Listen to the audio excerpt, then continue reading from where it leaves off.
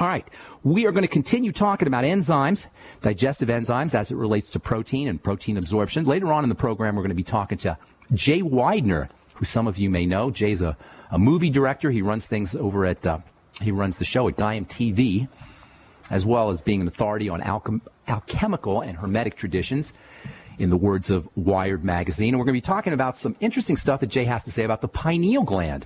And we'll do that in our second half of the program. So we'll take questions if you guys, if we have questions, if you guys want to call in now, and we'll take your calls in our second segment. That's coming up here in the next few minutes. So 855-660-4261. Don't wait, because we won't be able to get to you. So give us a call now, 855-660-4261. Okay, so last we spoke, we were following a hypothetical piece of protein, piece of meat, from the beginnings of its journey in the mouth to its temporarily final anyway, a resting place in the liver. Meat starts off in the mouth, protein starts off in the mouth, travels down the digestive tract, ends up in the liver. This is where protein's final home is until the body will end up using it, and it's stored in the liver as amino acids. This journey from mouth to the liver is very complex, and a lot of different things have to be functioning seamlessly for everything to be working correctly. And also, because of this complexity, there's lots of little areas where things can screw up, where things can go wrong. Not chewing our food long enough, salivary problems, deficiencies in stomach acid, deficiencies in stomach enzymes, pancreatic issues, including diabetes, can compromise protein absorption. Intestinal health issues, Crohn's disease, leaky gut. You see, it's almost a miracle that things work perfectly all the time for most of us. IBS, ulcerative colitis, digestive problems of all kinds, all of these can result in incomplete digestion of proteins. In other words, our food protein may not get converted into its amino acid constituents, its amino acid building blocks. The body needs amino acids. It doesn't need chunks of protein. It needs amino acids. It can't use protein chunks. By the way, these protein chunks are called peptides. And these peptides are going to have a super, super important role to play when it comes to autoimmune disease, as we'll talk about here in a little bit. So the body needs amino acids. It needs the protein to be completely broken down into its constituent parts. Incomplete digestion of protein is not a good thing. For one thing, it means cells aren't going to have the amino acids that they need. The body cannot use peptides, with some exceptions. The body needs amino acids. So if you have incomplete digestion of protein, you're not going to get your aminos. And that means you're not going to have the raw materials that you need to make protein hardware. Remember, protein is hardware as opposed to genetics, which is software. Without being able to break down your meat or your protein foods into its constituent parts, you're not going to have the aminos for making the hardware. That means less collagen. That means more wrinkles. That means osteoporosis. That means vascular problems, because your blood vessels are largely composed of collagen protein. That means less enzymes, digestive enzymes. That means less communication molecules. All of this stuff comes from amino acids. And half of these amino acids have to come from food. They're so-called essential amino acids. So you're talking potential issues with strokes, potential issues with aneurysms, potential issues with brittle nails or hair, potential issues with dry skin, because skin moisturization depends on amino acids. Did you guys know that? I'll bet your dermatologist didn't know that. Skin moisturization, or skin moisturizes itself largely by the action of amino acids, which come in from the diet, which come in from food, which depend on digestion. And of course, osteoporosis also depends on, or preventing osteoporosis, protecting against osteoporosis, depends on amino acids that come in from food. And that means you have to have a good protein digestion. You have to have good protein digestion machinery. And guess what? If you don't have amino acids because you're not digesting your food, then you're not going to have the aminos for building the digestive lining. You're not going to have the aminos for repairing the digestive tract. And now you've started a vicious cycle where digestive impairment leads to more malabsorption, which leads to more digestive impairment, which leads to more malabsorption. Then, of course, then you're going to go to the doctor for your osteoporosis or your dry skin or your vascular problems. God forbid if you end up with a stroke. Do you think your doctor's going to check protein intake? No. Do you think your doctor's going to check your protein digestion machinery? No. You think he's going to check for stomach acid or digestive enzymes or pancreatic sufficiency? No. You're going to end up with a drug. You're going to end up with Fosamax. You're going to end up with some kind of prescription medication because doctors don't check these things. But it gets even worse. That's because there is a very, very important relationship between digestive enzymes and autoimmune disease, especially when we talk about proteases, protein digesting enzymes. Proteases are enzymes that digest protein. Remember that suffix, that ending of that word ase, A-S-E, tells you got an enzyme. Protease means a protein digesting enzyme. Protein digesting enzymes help break proteins into small pieces called peptides, and then they break the peptides into amino acids, and the body needs amino acids. It doesn't want peptides, with some exceptions. Whey protein, by the way, contains some really amazing peptides, that is, chunks of amino acids that the body can use, and this is one of the reasons why whey protein is such a stupendous source of protein. It has peptides that are important for building the immune system and for growth. But for the most part, the body needs amino acids, not peptides. And if you're not breaking your protein up efficiently, you're going to end up with these chunks, these amino acid chunks called peptides, and that's where problems begin. See, the immune system, our body's defense system, is always on the lookout for peptides that have gotten into the blood inappropriately. The immune system is designed to look for peptides. The immune system is designed to look for peptides that have gotten into the blood. It's constantly scouring the blood. You have immune system cells that are constantly searching the blood, looking for peptides that have gotten inside the sacred space of the circulatory system. Remember, everything that's alive is made of peptides, and the immune system identifies invaders by their peptides, by their structural peptides. Everything that's alive, everything that was alive has structural peptides. And this is no problem if we're healthy, because our digestive system is going to break the proteins down into amino acids, and there won't be an immune response. But if you're not digesting your protein and you got peptides or incompletely digested protein, peptides that have gotten into the into the immune system, into the circulatory system through the digestive tract, big problems can result. We'll talk about that when we come back from our break and take your phone calls as well. You are listening to The Bright Side on the Genesis Communication Network.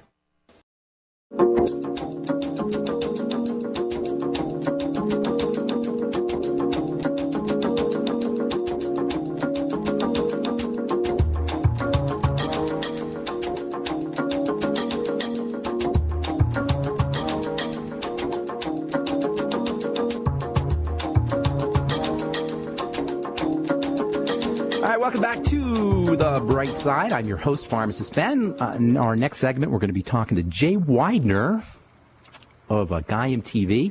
Jay's a movie director as well. We're going to be talking about the pineal gland and some of Jay's takes on the pineal gland. I watched Jay's presentations 20 years ago. I've known this guy for a long time.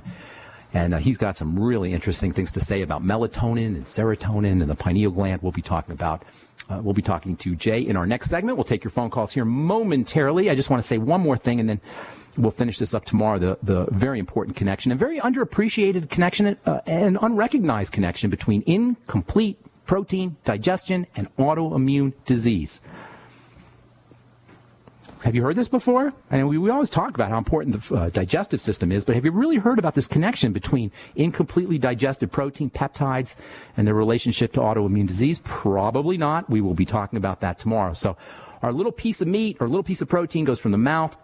It goes down into the digestive tract. It gets broken down under healthy, normal conditions. It gets broken down into amino acids, which are stored in the liver as amino acids, and then the body has a pool of amino acids for building collagen, for making enzymes, for producing communication proteins, etc. If this does not occur, little chunks of protein will remain. These are called peptides, and over the course of time, these peptides can leak into the blood, and they can initiate an immune response.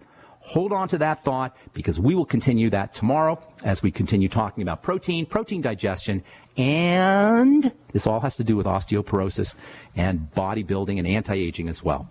All right, 855-660-4261. Pastor Raymond in New Jersey. What's up, buddy? Welcome to The Bright Side. Hello, Ben. How you doing this morning? Greetings. Hey, I got a question for you about magnesium. Okay. For some time, we've been using the magnesium oxide, the Prill beads, to condition our water. Okay. And it really does nice things for the texture of the water. Softens the water. But I was on WebMD this morning, and I'm reading about magnesium oxide for oral usage. I guess it's as a liquid supplement or something. And at the bottom of the article, it says too much magnesium in the blood can cause serious side effects. Well, I'm not buying that. Magnesium oxide, by the way, is magnesia, and as in milk of magnesia. I don't know where they're getting the idea that too much magnesium in the blood. Obviously, too much magnesium in the blood can be a problem, but you're not going to have too much magnesium in the blood by drinking magnesium. Your body handles magnesium quite well, and most people have deficiencies in magnesium, not too much magnesium. In fact, magnesium balances calcium, and if we have any kind of problems with minerals or excess minerals, it's excess calcium, not excess magnesium. Not that excess calcium is that big a problem either, probably, but calcium and magnesium balance are tightly regulated. I wouldn't be buying into I would rarely buy into what WebMD says, but in this case, I wouldn't buy into that. That doesn't sound right to me. You're not going to get too much magnesium in the blood by drinking it. Don't worry about that. In fact, well, that's good to know. Also, the milk of magnesium is magnesium citrate, isn't it? No, that's magnesia is actually a technical term for magnesium oxide. It's not magnesium citrate, although magnesium citrate is a preferred form of magnesium. In general, citrate minerals are much better handled by the body than oxide minerals. Magnesium oxide is not a well-absorbed form of magnesium, so I wouldn't worry about getting too much magnesium, and I wouldn't even be using magnesium oxide as my main source of magnesium. Look for magnesium citrate. Your best source of magnesium is going to be vegetables and green leafies. But as far as supplemental magnesium, look for magnesium citrate, as you say, or also I like magnesium chelates or magnesium aspartate. That's what I use personally is magnesium aspartate and magnesium glycinate. Just a quick review. The second word after a mineral, whether it's citrate or glycinate or aspartate, will always tell you how well that mineral is absorbed. And oxide minerals are not absorbed anywhere nearly as well as citrate minerals or glycinate minerals or, for that matter, aspartate minerals. Does that help you, Pastor? That's good general information to know. How about the, are you familiar with the magnesium oxide prill beads? Do you know anything about them? Are you saying prill, P-R-I-L-L? That's correct. Yeah, no, I'm not familiar with those. I'm familiar, of course, with magnesium treatment for softening water.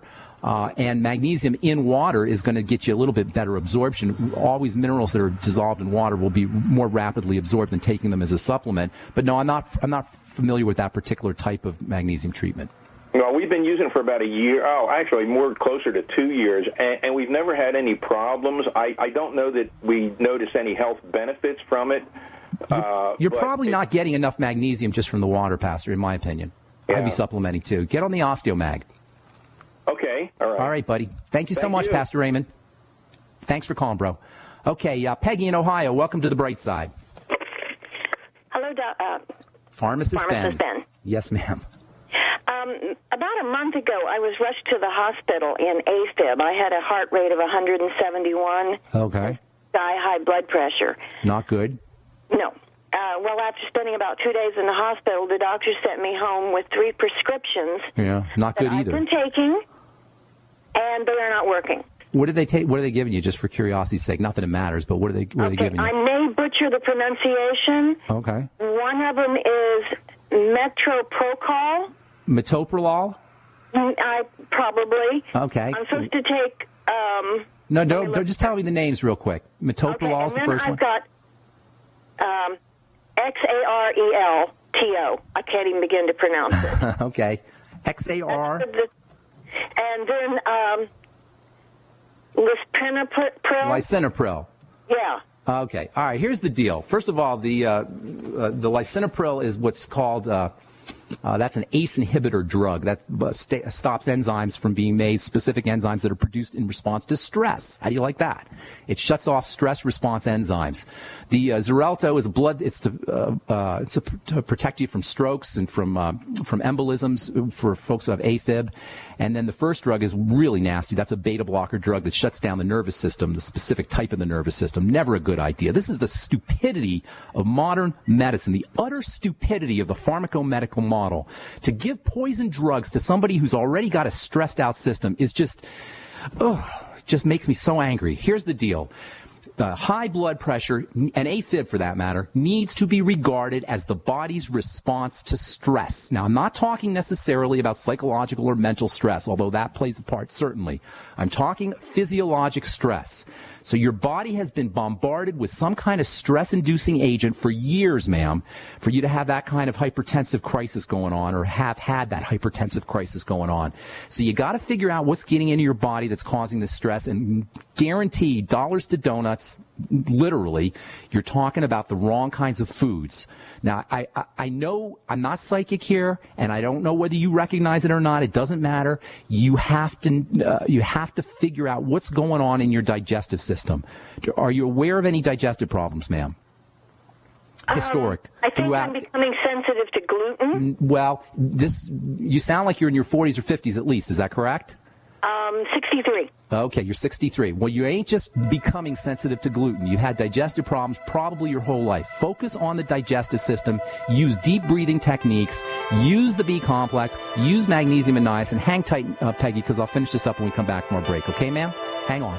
High blood pressure is a manifestation of the stress response. People, I don't know how many different ways I could say it. We got 80 million Americans with high blood pressure. It is nothing more than the body's response to stress. All right, we're coming back with more good health information right now. Are you tired of searching for great talk radio? Something more important. Search no more. We are the GCN Radio Network. Back on the bright side. Peggy, you there, ma'am? Peggy in Ohio. Okay, Peggy? Yes. Okay, I'm going to download you with a bunch of good information here, and I'm sorry to go fast, but we got our guest on the line, and you can always shoot me an email, ben@ksco.com, or let's see, what's my other email? I already forgot. Brightsidelletters.com, brightsidelletters@gmail.com, one way or another. But here's the deal. Blood pressure, AFib, circulatory issues that involve hypertension should always be regarded as a manifestation of the stress response. The most likely aspect, and aside from mental and emotional stress, the most likely place where stress is going to get into the body is through the wrong kinds of foods. Your bowel movements are your clue to the wrong kinds of foods. Constipation, loose stools, diarrhea. All of those are signs that you're eating the wrong kinds of foods, and you want to eliminate those foods. Link up your digestive system to foods. That's the single most important move you can make to lower blood pressure. If you practice deep breathing techniques, this will give you a visible manifestation of the power of the relaxation response for dropping blood pressure. Anoxia, hypoxia, which are fancy ways of saying low blood oxygen, will immediately cause your blood pressure to rise. So simply by spending 2 or 3 minutes by doing deep breathing techniques, if you have a smartphone, get the app Bio Breathing or My Calm Beat. Simply by doing 2 or 3 minutes of good, slow, deep breathing, you will lower your blood pressure instantly, and you can test this for yourself with a blood pressure cuff. Just take your blood pressure regularly, and then spend a couple minutes doing deep breathing. Take your blood pressure again, and you'll see it drop. Then there's wonderful supplements for lowering blood pressure. Niacin, vitamin B3 is a superstar for lowering blood pressure and for all circulatory issues. Really, I'd be using a timed release niacin, and I'd be using it with the Beyond Tangy Tangerine. Whenever you're taking a B complex, you want to always use one of the B complex vitamins. You always want to take the entire complex with it, and you'll get that with the Beyond Tangy Tangerine.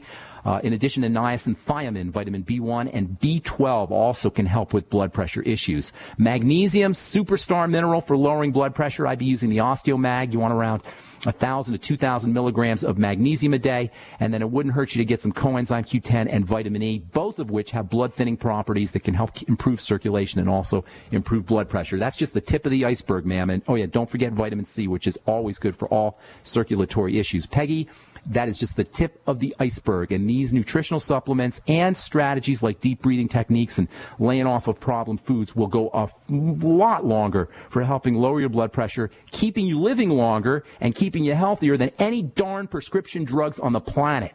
Do you know what happens when you take a prescription drug, you guys? Your body processes it like a poison. Like a poison. Now, who the heck thinks it's a good idea to put a poison into an already stressed out biological system? Oh, yeah, your doctor does. Not cool, not intelligent, bad science. All right, Peggy, sorry to get all worked up, but that just kind of torques me sometimes. Does that help you, ma'am? Yes. Okay, God bless. And feel free to shoot me an email, either ben@ksco.com or brightsideletters@gmail.com, and put your phone number. All you guys who are sending me letters, if there's no phone number in there, it makes it much more difficult for me to contact you. All right, thanks so much, Peggy. Sorry if we left you on hold. Please call back tomorrow, and then we'll get you first up if you tell our call screener we left you on hold. All right, we are going to be talking to Jay Widener, movie director, runs the show over at Guy MTV. He's an authority on alchemical and hermetic traditions, as Wired magazine calls him. I've known Jay for going on 20 years these days. Jay is at Guy MTV. They actually have their studios right upstairs from my skincare company, Sanita Skincare, and from my pharmacy, so I get to see Jay occasionally, although not as often as I like. Jay always has an interesting take on reality and the many secret ways our world is constructed. Wait till you hear Jay's take on melatonin and serotonin in ancient Egypt. Anyway, without further ado, please welcome my personal favorite, quote, erudite conspiracy hunter, unquote, Jay Widener. Greetings, Jay. Welcome. Hey. Hi, Ben. How you doing? Good to talk to you. Now, you and I go a long way. I've been an admirer of your work for many years, and you are certainly an erudite conspiracy hunter and a scholarly guy. So, as you know, we focus on the bright side on nutrition and health of the body, and like you, I have a personal interest in what could be called the ancient wisdom.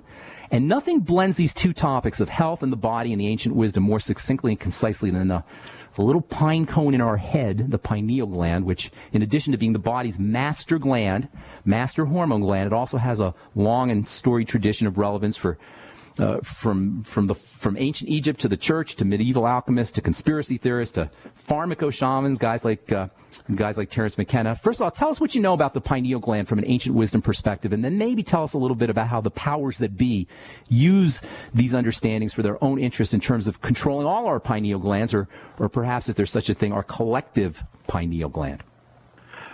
Yeah, that's a good question. I haven't been asked that question in a long time. Basically, the pineal gland is the gland that connects us to source into the other dimensional qualities that surround our planet and each of us. That connection is made through the pineal gland. And so what that means is that you want to keep your pineal gland as pristine as possible, because you're literally receiving information from the universe through the pineal gland. The Egyptians knew this. The ancient alchemists knew this. Alchemy is, in fact, just a way to stimulate the pineal gland to cause it to function in a almost a super fashion, because you can fake the pineal gland out so that it produces hormones that will make you healthier, give you better night's sleep, and live longer. Anti-aging properties within the pineal gland.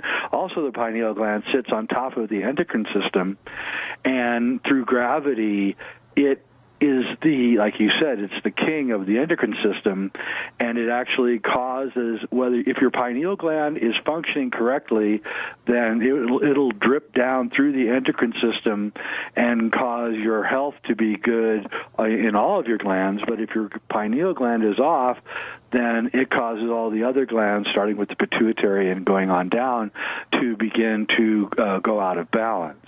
So the key to good health, according to the ancients and according to the alchemists, was to keep the pineal gland in as pristine a shape as possible. And after that, then they would also use light-dark practices to stimulate and keep the pineal gland in 100% pristine shape. As we get older, it calcifies, especially in the modern world with fluoride, which calcifies the pineal gland and causes it to stop functioning for the most part, and this brings on the onset of aging, bad skin, organs failing, that kind of thing. So the key to health is the pineal gland. What's interesting about this is that there was a study now, it must be around 25 or 30 years ago now, and it's all detailed in this book called The Melatonin Miracle, and I believe it was Princeton, and what they did was they took the pineal glands out of older rats and put them into younger rats, and then they took the pineal glands out of younger rats and put them into older rats. And what was interesting about this is that the older rats are actually, once the younger pineal gland had been put into their brains, began reverse aging. And the younger rats, when the older pineal glands were put in, they aged rapidly. Hang tight to that thought, Jay. We got to take a break. We're talking to Jay Weidner about the pineal gland, and when we come back, I want to talk about this relationship, very interesting relationship between late dark, melatonin, serotonin, and pineal gland health. You're listening to The Bright Side on the Genesis Communication Network. We'll be back right after this.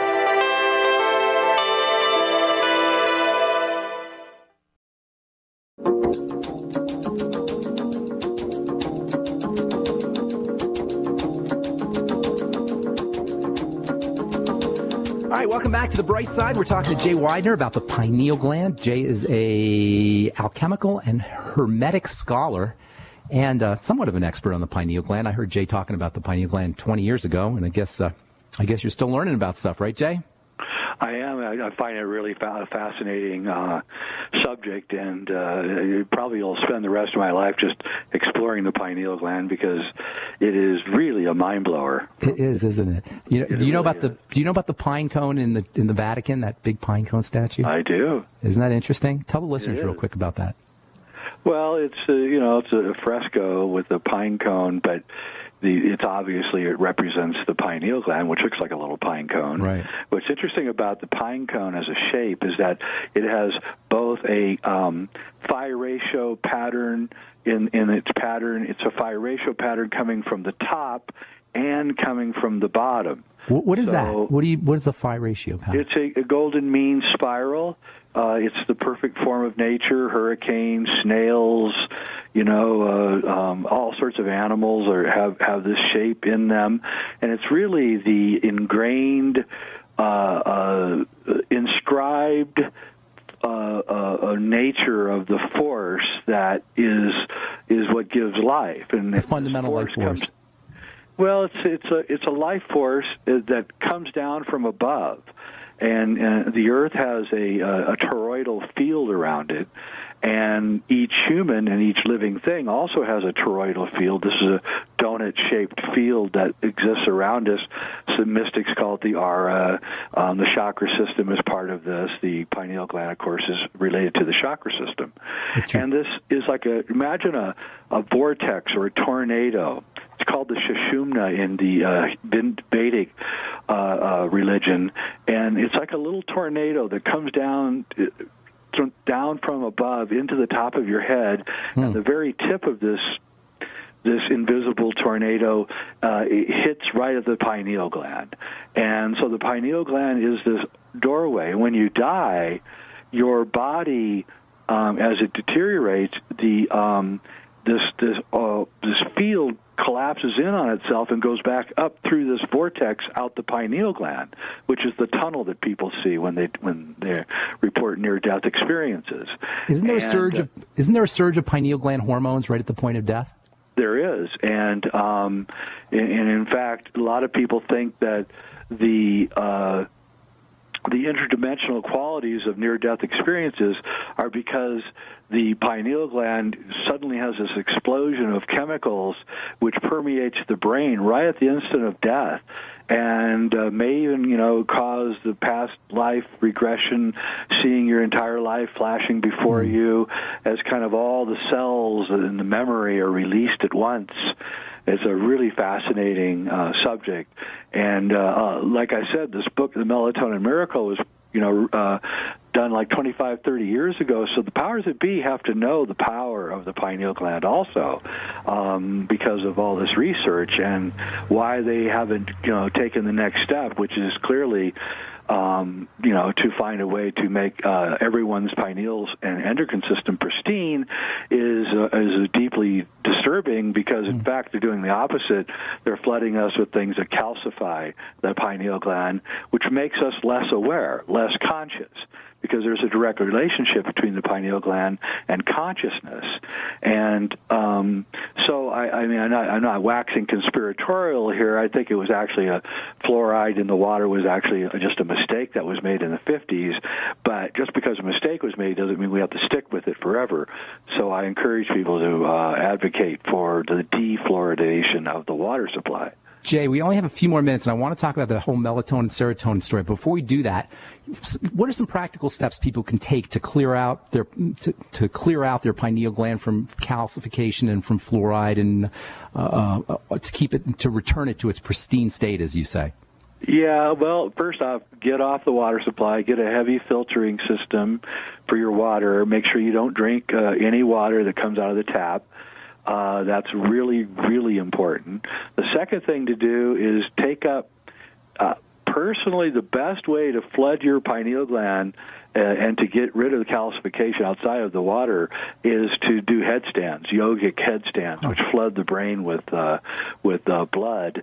And this, especially as you get older, it's harder and harder for blood to be pumped up into the brain, so you have to assist your body as you get older so that you can flood the brain and the pineal system with as much fluid as possible, because that will keep the calcification out. Also, foods.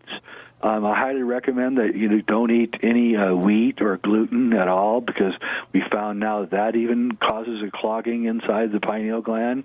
And probably wise not to drink alcohol. That also causes problems in the pineal system. So there's lots of things you can do. Meditation is a great way, by the way. Just sitting still is a great way to become in contact with your pineal system, which is really getting in contact with extra-dimensional forces and communications, which also will assist you in getting through life. A lot of older meditative techniques involve lifting your eyes upward, almost like you're focusing on the pineal gland. And it turns out in hypnosis, lifting your eyes upward actually activates the hypnotic state as well, the alpha state, they call it. That's right. And also in sophisticated meditation practices, you're also to put the tongue up to the top of the roof of the mouth, which is pointing straight up to the pineal gland, which is right in the center of your brain. And but the real trick is what I'm about to get into, which is light dark practices. Which is got about 3 minutes, Jay. If you can tell that story as fast as I can. Okay. So what you do is ancient traditions talked about this quite a bit. Is you go into darkness for 3 days. I know this sounds kind of tough, and then you come out of the darkness with a blindfold on. You have friends that are assisting you, no doubt, and you go to a top of a hill and you take the blindfold off, and for about 3 minutes you stare into the rising sun, not a full sun, this is the rising sun, where it's still got a lot of atmosphere so you don't damage your eyes. Then immediately you put the blindfold back on and you go back into the dark, and what this does is the darkness stimulates the melatonin, which is the life-giving, anti-aging hormone in the pineal gland. And then when you stare into the sunlight for 2 or 3 minutes, this changes all of that melatonin immediately into serotonin, which is really the key to enlightenment. And then when you go back in the dark, that enlivened serotonin is now turned into almost a super melatonin, and then this will, depending on how long you stay in the dark, this will reverse your aging process, which is really the key to alchemy. Montauk Chia teaches this in Thailand, and it would be great to have some mystery schools form around this kind of practice here in the United States. Now, what about the ancient Egyptians? Tell the folks that whole Egypt thing, where buried in the crypt and rising out of after 3 days. That's right. So in Egypt, which is the Freemasons also took this up, they would go into probably the King's Chamber, which is completely free of electromagnetic fields, including the Earth's electromagnetic field, and completely and totally dark.